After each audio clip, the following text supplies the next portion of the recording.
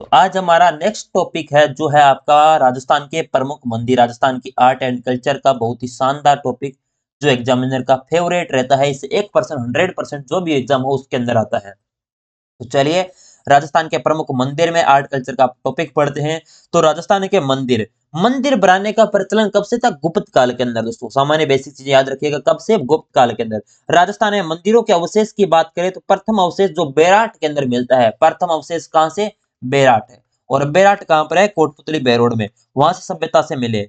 लेकिन जो राजस्थान में गुप्त काल में प्रमुख मंदिर की बात करें तो मुकुंदरा का शिव मंदिर जो कोटा के अंदर बना हुआ है, उसके आपके अवलेख आपको मिलते हैं। और उसके बाद शीतलेश्वर मंदिर झालरापाटन के अंदर भी आपको अवशेष मिलते हैं 679 में। जो प्रथम तीर्थ युक्त अपने मंदिर सूर्य पूजा क्षेत्रपाल जो पूजा का सर्वाधिक प्रचलन राजस्थान के अंदर है ना, इसी से मिलता है। ये भी आपको विशेष चीजें ध्यान रखनी है। अब बात करें राजस्थान के मंदिर तो है, लेकिन इसकी अलग अलग शैलियां हैं। भारत में दोस्तों 3 शैलियां, नागर शैली, द्रविड़ शैली और बेसर शैली। तो नागर शैली कौन सी थी? अपने द्रविड़ शैली कौन सी और बेसर शैली कौन सी है? तो सर्वप्रथम नागर शैली आती है। नागर शैली को बात करी जाए तो इसे आर्य शैली भी कहते हैं। क्या कहते हैं? आर्य शैली। और द्रविड़ शैली यह आपके जो दक्षिणी भारत था वहां पर आपको देखने को मिलती है। और बेसर शैली जो नागर आपके नागर और द्रविड़ का जो मिश्रण है ना, उसे बेसर शैली कहते थे। मिश्रित आपकी, यानी उत्तर भारत के मंदिर किसमें? नागर शैली में। जो उत्तर भारत के मंदिर जितने भी है वो नागर शैली में है। ऊंचा चबूतरा बना होता है, गर्भगृह वर्गाकार होता है। जो गर्भगृह है वो वर्गाकार इसमें आपका होता है जो आपकी नागर शैली में। विशाल शिखर होता है, जैसे सोमेश्वर मंदिर किराड़ू वाला, अंबिका मंदिर जगत। ये आपकी किस प्रकार की शैली है? नागर शैली के उदाहरण मिलते हैं। जैसे आपका जगत अंबिका माता मंदिर कहां पर है? उदयपुर में। ठीक है। और सोमेश्वर मंदिर आपका कहां पर है? बाड़मेर में। यह आपकी इसी के उदाहरण है। और दधी माता का मंदिर जो आपके नागौर में बना है वो भी आपके नागर शैली का उदाहरण है। उसके बाद आती है द्रविड़ शैली। दक्षिणी भारत की जितने भी मंदिर है वो द्रविड़ शैली में। पिरामिड नुमा। दोस्तों किस प्रकार? पिरामिड नुमा।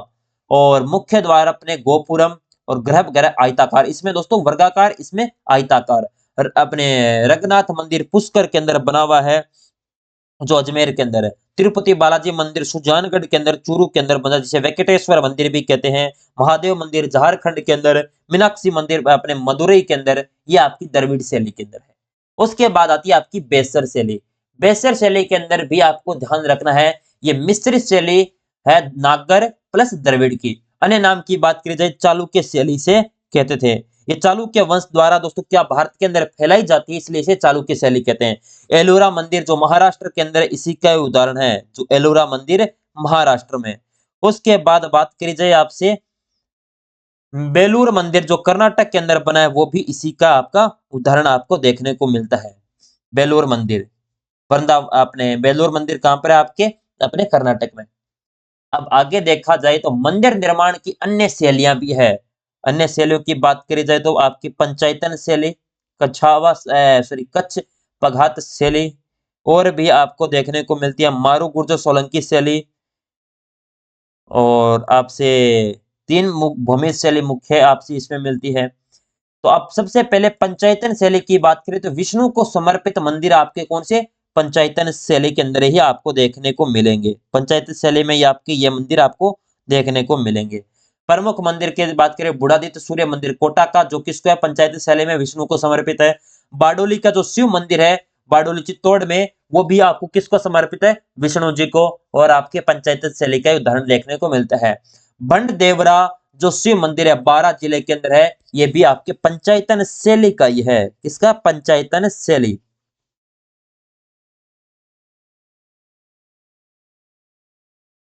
उसके बाद आती है कच्छ पघात शैली, यानी शांतिने जैन मंदिर झालरापाटन, पद्मनाथ मंदिर झालरापाटन। याद रखने वाली है कच्छ पघात शैली। यानी कच्छावा वंश के ढूंढाड़ में अनेक अपने जो देवालयों का निर्माण करवाया था ना, वो कच्छावा शैली या कच्छ पघात शैली ही कहलाई थी दोस्तों। और कच्छावा ने दोस्तों नगर शैली से के मंदिर बनवाए, और कच्छाओं द्वारा निर्मित होने के कारण क्या कहते हैं? इसे कच्छ पघात शैली। और इस शैली का दोस्तों निर्मित के उदाहरण की बात करें पद्मनाथ मंदिर और आपके शांतिनाथ जैन मंदिर। ये आपके झालरापाटन और आपके दोनों झालरापाटन में है। और आपके भूमिज शैली दोस्तों, ये भूमिज शैली जो नागर शैली है ना, इसकी उप शैली या महामरु शैली का नवीन रूप ही भूमिज शैली है। किसका? जो आपकी नागर शैली हो गई, नागर शैली की उपशैली है महामारू शैली उसका। और सबसे प्राचीन मंदिर सबसे प्राचीन मंदिर की बात करें सेवाड़ी जैन मंदिर पाली के अंदर बना हुआ है। अन्य मंदिर की बात करें महानेलेश्वर मंदिर मेनाल भीलवाड़ा, उंडेश्वर मंदिर बिजोलिया भीलवाड़ा के अंदर ये आपके बने हुए हैं। रणकपुर आपके सूर्य मंदिर है वो भी इसी का उदाहरण है पाली वाला। सेवाड़ी का जैन मंदिर है वो भी इसी का उदाहरण है अपने पाली के अंदर सबसे प्राचीन है। झालरापाटन का सूर्य मंदिर भी आपके भूमिज शैली का उदाहरण मिलता है। और रामगढ़ का देवी मंदिर जो बारां के अंदर है वो भी भूमिज शैली का उदाहरण है। उसके बाद आती है महामारू शैली। प्रतिहार कालीन जो मंदिर है वो महामारू शैली यानी लगभग 1000 ईस्वी के मंदिर दोस्तों जो आपके आसपास की शैली। यह आपके दोस्तों बात करी जाए या तीसरी शैली मारू गुर्जर या सोलंकी शैली का उद्भव दोस्तों आपके महागुर्जर शैली के स्थापत्य के गुण और महामारू शैली के अलंकरण के गुण से दोस्तों होती है। और ओसिया के मंदिर जो आपके जोधपुर में है वो भी इसी के उदाहरण सूर्य मंदिर, हरिहर मंदिर, महावीर स्वामी मंदिर। और आपसे बात करी जाए इसमें हर्षद माता का मंदिर अभानेरी दौसा के अंदर है वो भी महामारू शैली का उदाहरण है। दधी माता मंदिर ये गोठ मांगलोद नागौर के अंदर बना हुआ है वो भी इसी का उदाहरण है। नकटी माता का मंदिर भवानीपुरा जयपुर के अंदर है। कालिका माता मंदिर चित्तौड़गढ़ में। ये सारे के सारे अपने मारू शैली के आपको मिलते हैं। और इसमें दोस्तों पतले व गोल खंबे होते हैं जो महामारू शैली है ना इसके। और इसमें बात करी जाए सजावटी तौर पर प्रवेश द्वार हो गए ये सारे इसमें। गर्भगृह के रथ के आगे संख्या दोस्तों बड़े संख्या में अधिक होते हैं दोस्तों गर्भगृह के रथ के आगे।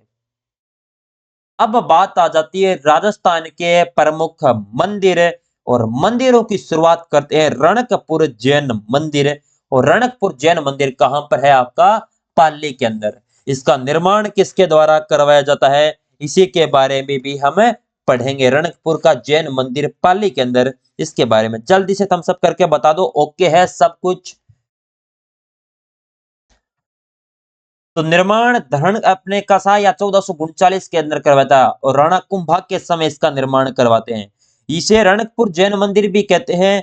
ये ऋषभ देव आदिनाथ जैन मंदिर है किस प्रकार का ये ऋषभ देव आदिनाथ जी को समर्पित इसलिए दोस्तों ऋषभ देव मंदिर या अपने आदिनाथ मंदिर भी कहते हैं। वास्तुकार है इसका देपाक अपना देपाक भी मिलता है और कुछ जगह दीपा भी मिलता है। और जो आपके मथाई नदी है ना इसके किनारे पर यह आपका स्थित है। क्या है मथाई नदी के किनारे। और इस मंदिर में कितने खंबे लगे हुए हैं 1444 स्तंभ लगे हुए हैं जिस कारण इसे स्तंभों का वन कहते हैं। क्या कहते हैं स्तंभों का वन या आपका स्तंभों का अजायब घर।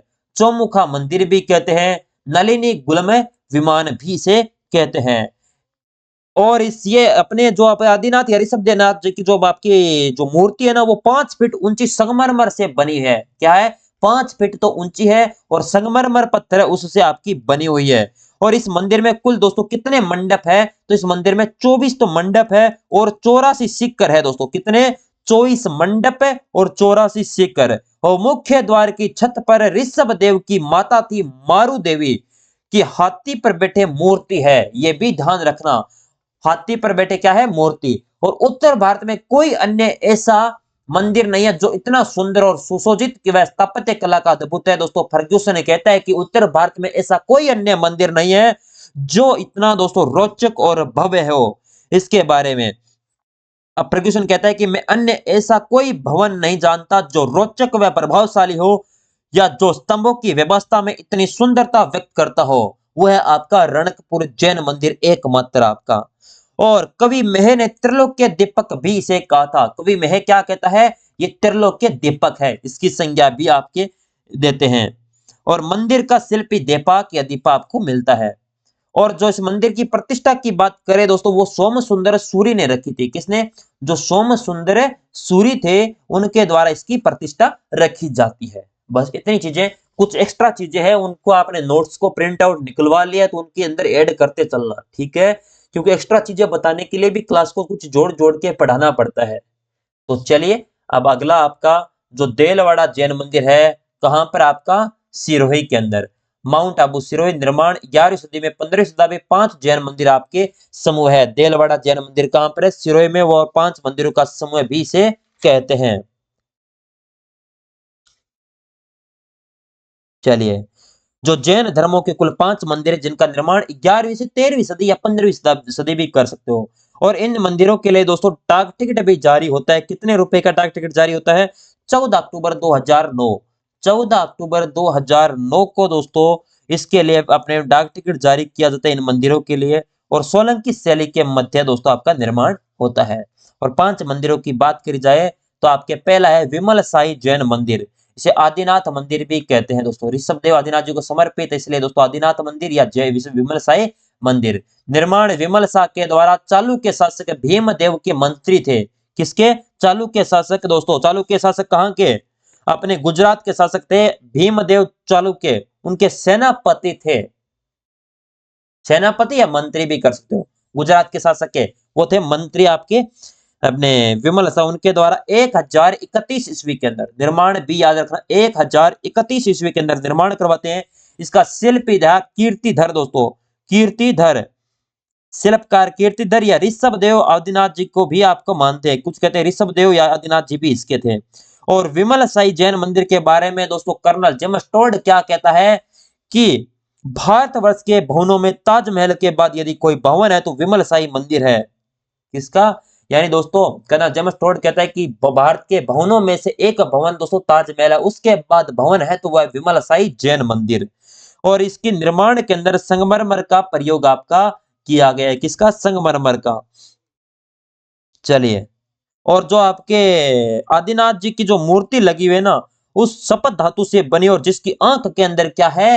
हीरा है। आंखों के अंदर हीरा लगा हुआ है दोस्तों, जो आपके आदिनाथ जी की जो प्रतिमा है उसके अंदर। उसके बाद लूण वसाई जैन मंदिर देलवाड़ा के अंदर। निर्माण की बात करी जाए दोस्तों अपने वास्तुपाल व तेजपाल के द्वारा इसका निर्माण करवाया जाता है। धवल के अमत्य थे दोस्तों अपने वास्तुपाल तेजपाल के द्वारा, चालुक्य राजा धवल के 1230 ईस्वी के अंदर।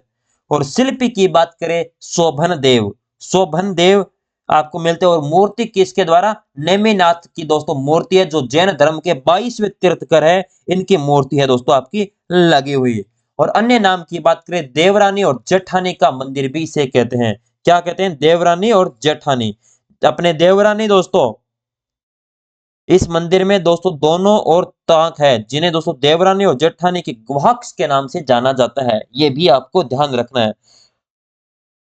चलिए, अगला है पीतलहर जैन मंदिर दोस्तों। पीतलहर जैन मंदिर निर्माण की बात की जाए भीम शाह के द्वारा निर्माण करवाया जाता है, भीमा शाह, इसलिए इसे भीमा शाह मंदिर भी कहा जाता है। भीमा शाह के द्वारा निर्माण होने के कारण क्या कहते हैं? भीमा शाह मंदिर।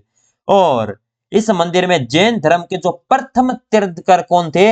अपने आदिनाथ व ऋषभ देव को समर्पित है। 108 मण की पित्तल की जो प्रतिमा है वो लगी हुई है, इसलिए इसे पित्तल लहर मंदिर भी कहते हैं। पित्तल लहर मंदिर कौन सा है? पित्तल लहर या पित्तल लहर, यह आपका जैन मंदिर। उसके बाद आता है पार्श्वनाथ जैन मंदिर। निर्माण मंडलिक के द्वारा, किसके द्वारा? मंडलिक के द्वारा समर्पित किसको है? पार्श्वनाथ को। और यह आपका 3 मंजिला है। कितने मंजिल है इसके अंदर? 3 मंजिल है।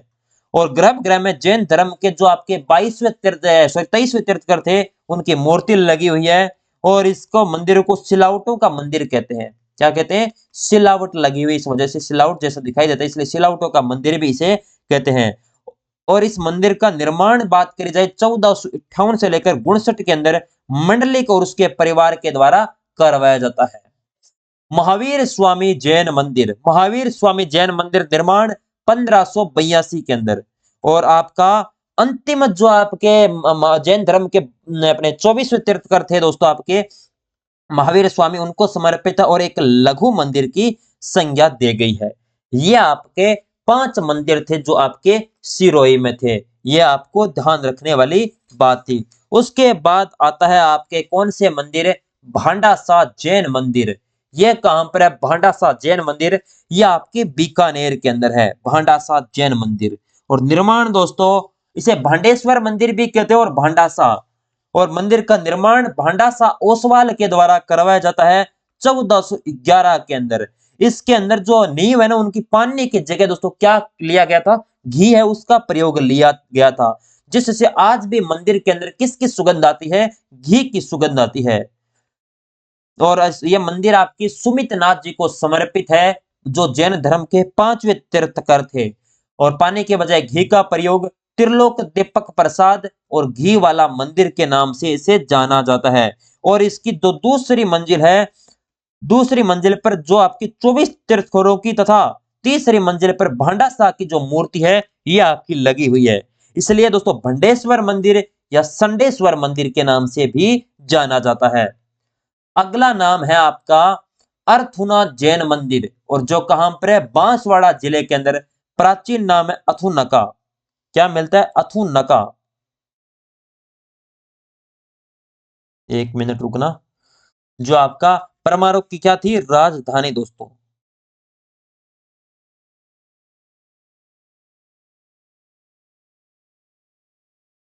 वो है दोस्तों आपके परमाणु की राजधानी। कौन सा? अर्थुना जैन मंदिर। तिजारा जैन मंदिर की बात करें, तिजारा खेरथल तिजारा के अंदर आपका ये बना हुआ है। उसके बाद समर्पित किसका? चंद्र प्रभु, जो जैन धर्म के 8वें तीर्थकर थे, उनको समर्पित। उसके बाद लोदरवा पार्श्वनाथ मंदिर, लोदरवा जैसलमेर में है। निर्माण जैन श्रावक धीरक शाह के द्वारा करवाया जाता है। जैन धर्म श्रावक थे आपके धीरू शाह। पंचायतन शैली के अंदर निर्मित है।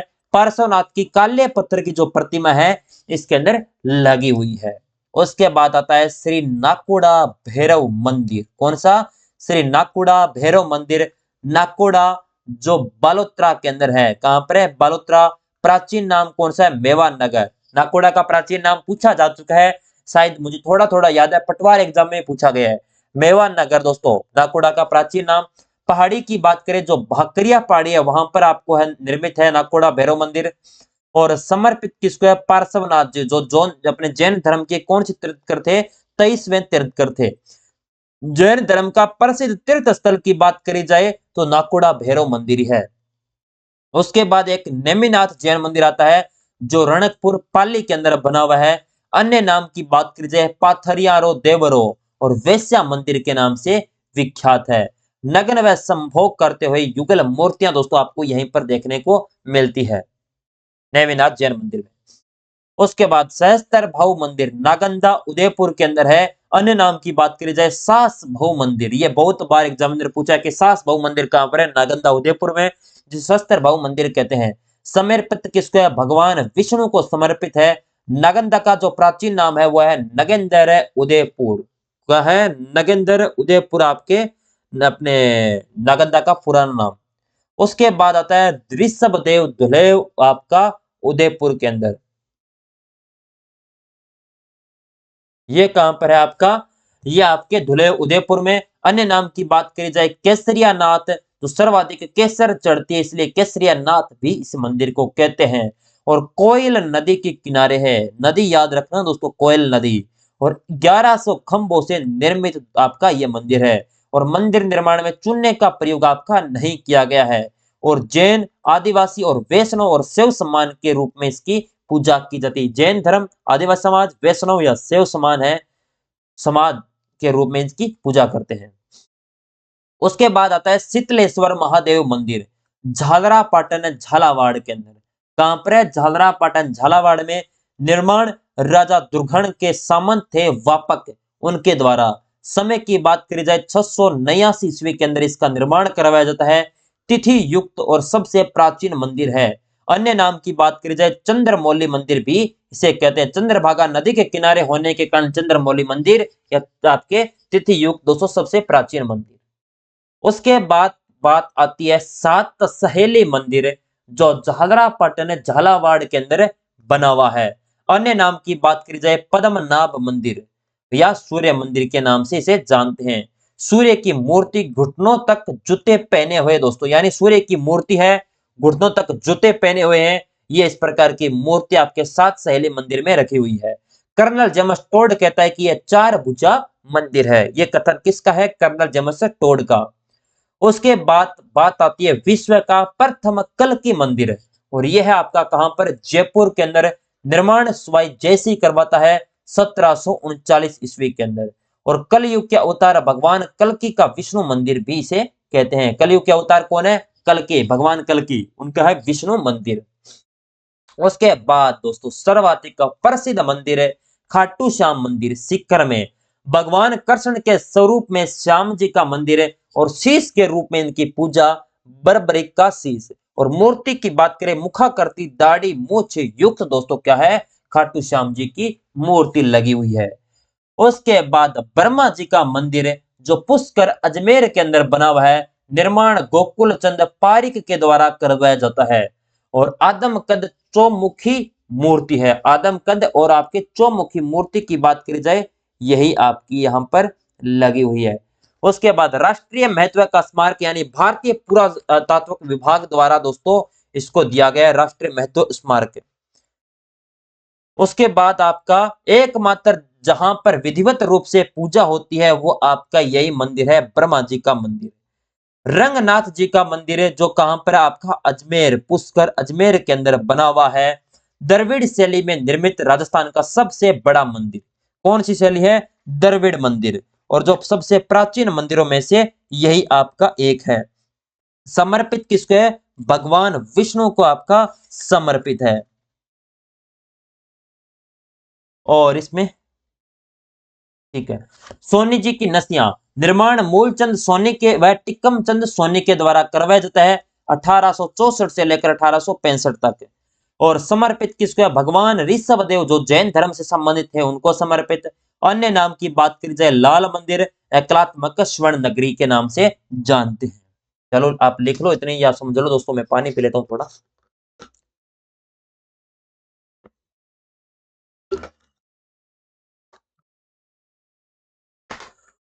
उसके बाद बात आती है कल्याण जी का मंदिर, यह कहां पर बना हुआ है, जल्दी से बताओ आप।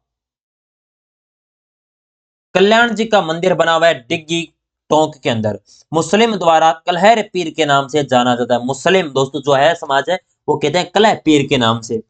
भगवान विष्णु की चतुर्भुज जो प्रतिमा है वो यहाँ पर आपकी लगी हुई है। मेला श्रावण अमावस्या से लेकर भाद्र शुक्ल 11 तक दोस्तों, कब, श्रावण अमावस्या से लेकर भाद्रपद शुक्ल 11 तक।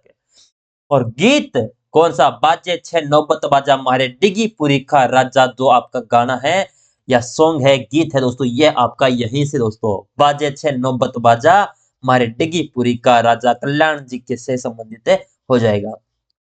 उसके बाद रावण मंदिर, रावण मंदिर कहां पर है, मंडोर जोधपुर में, उत्तर भारत का प्रथम रावण मंदिर। और रावण का ससुराल आप सभी को पता है मंडोर, पत्नी थी मंदोदरी। मंडोर का प्राचीन नाम मंड्यावरपुर, मंड्यावपुर या मांडव्यपुर दोस्तों आपको देखने का मिलता है। इसलिए अपने रावण है ना, ये मंडोर वालों का क्या है, फुम्पा जी। किराड़ू मंदिर जो सोमेश्वर के अंदर है, जो हातमा गांव बाड़मेर के अंदर बना हुआ है, प्रत्यार कालीन मंदिर है। और राजस्थान का खजुराहो कहलाने वाला मंदिर कौन सा है, ये किराड़ू का मंदिर, सोमेश्वर मंदिर। और किराड़ू का प्राचीन नाम किरात कूप दोस्तों, किरात कूप किसका नाम था, किराड़ू का प्राचीन नाम। और सोमेश्वर मंदिर ये भी एग्जामिनर बहुत बार पूछ चुका है। उसके बाद आता है खजुराहो मंदिर जो मध्य प्रदेश में चंदेल शासकों के द्वारा निर्माण। और राजस्थान में खजुराहो का, किराड़ू का सोमेश्वर मंदिर है, राजस्थान का मिनी खजुराहो भंडदेवरा का मंदिर है बारा के अंदर। और हाड़ौती का खजुराहो कौन सा है, अरे हाड़ौती का खजुराहो, भंडदेवरा को ही कहते हैं राजस्थान का मिनी खजुराहो या हाड़ौती का खजुराहो। और मेवाड़ का खजुराहो की बात करें तो जगत अंबिका मंदिर जो आपका बना हुआ है दोस्तों। और वागड़ का खजुराहो अर्थुना मंदिर बांसवाड़ा में, प्राचीन नाम था अथनुक दोस्तों। ठीक है, याद रखिएगा, खजुराहो मंदिर मध्य प्रदेश के चंदेल शासकों के द्वारा निर्माण। ये आपका यहां तक आपका क्या होता है, राजस्थान के प्रमुख मंदिर है वो टॉपिक आपका पूरा। अब बताओ आप जल्दी से, इतना टॉपिक समझ में आ गया ना। काफी स्टूडेंट क्या कहते हैं मुझे कि सर आप एक दिन में एक टॉपिक करवा दिया करो, तो एक दिन में एक टॉपिक करवा दिया। कुछ दुर्ग दोस्तों बड़ा टॉपिक था, इस वजह से वहां पर क्या लगा आपको, टाइम लगा। लेकिन अब टाइम नहीं लगा ना, अब छोटे छोटे टॉपिक है इनको निपटा देंगे। अब हमारे राजस्थान के मेले और त्योहार हम पढ़ेंगे, और त्योहारों वाला तो सबसे बड़ा टॉपिक है, ये तो आप जानते हो। लेकिन मैं इसको तोड़ तोड़ के छोटे छोटे भागों में पढ़ाने वाला हूं। लगभग दोस्तों हमारी पीडीएफ की पेज की बात करी जाए, कितने पेज की है, लगभग दोस्तों 20 पेज की पीडीएफ है ना। चलिए 20 पेज को एक साथ पढ़ लेंगे, कोई बात नहीं है। लेकिन मैं 2 क्लासों में आपके राजस्थान के त्योहार करवाऊंगा। क्लास को प्लीज लाइक और शेयर में कमी मत आने देना।